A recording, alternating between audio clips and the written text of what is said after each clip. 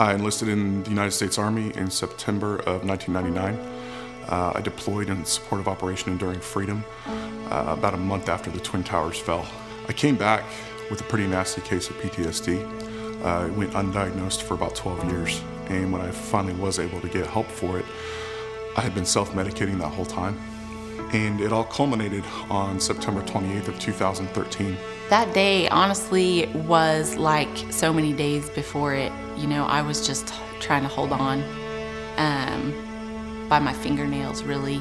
We were in the middle of a terrible addiction crisis. My husband was unrecognizable to me. My life was spinning out of control.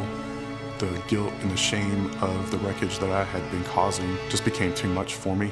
I had thoroughly convinced myself that I was better off dead than I was alive. I came home from a birthday party. I just could not get comfortable. Something kept nagging at me. So I took 5 suicide notes, a gallon of vodka, and a loaded shotgun into my treehouse, into my kids' treehouse. At that moment, I heard God say, "Go outside."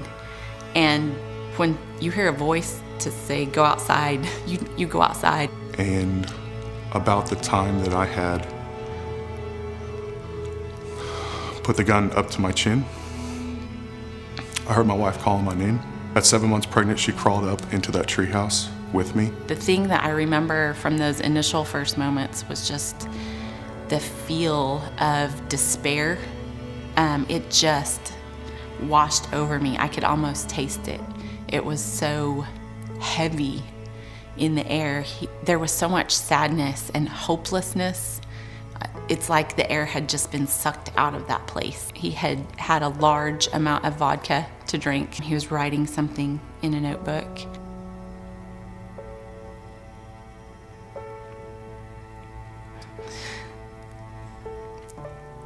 The last thing that he wrote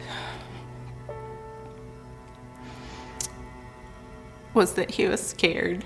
And then when she did finally see the shotgun, she asked if everything was okay, and I told her, I said, I don't think things are ever going to be okay again. We were just moments away from life being very different for all of us. My journey through addiction ranged from crystal meth to cocaine to alcohol to prescription pills. And my mentality and my fear and my shame had caused me to isolate so much that I didn't think that anybody else would understand. I didn't feel like I could go to my church family because I felt so much shame about where I had gone and what I had done.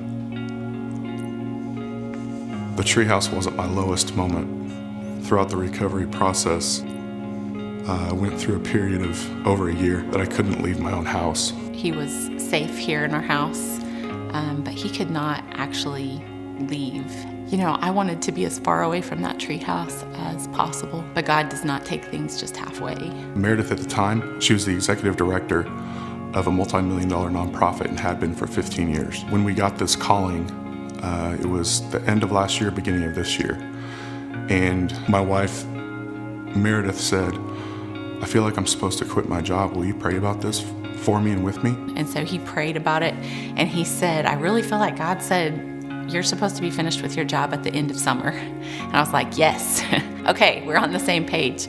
And that was great confirmation for me. A lot of the research that we were doing was pointing us in this direction, and we really had no idea where God was leading us. During our Killer Word series, addiction came in at number 2 at 15.77%, and out of a congregation of 3,200, that's 504.64 people. And that was one of our driving factors, that even in an amazing church like Victory, man, addiction doesn't know zip code.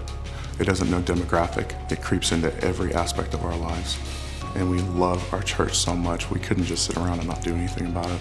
That thing that the enemy tried to keep us locked in shame about and isolate us with, God has used it, and he uses it full circle, and he now has brought us from that treehouse to running the ministry that we needed 4 years ago. S.T.O.R.M stands for Strategic Treatment Options and Recovery Ministries.